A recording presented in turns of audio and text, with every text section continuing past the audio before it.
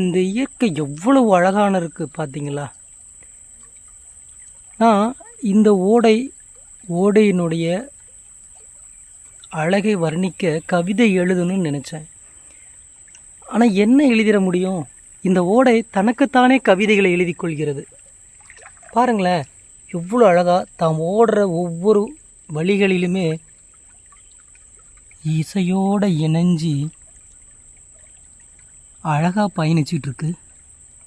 இதை விட என்னங்க அழகாக நான் கவிதை எழுதிட முடியும் அப்படின்னு எனக்கு தோணுது. இந்த பதிவை பற்றி உங்களுக்கு என்ன தோணுது மறக்காமல் கமெண்ட் பண்ணுங்கள். நம்ம சேனலை சப்ஸ்கிரைப் பண்ணலைன்னா மறக்காமல் சப்ஸ்கிரைப் பண்ணுங்கள். நன்றி, வணக்கம்.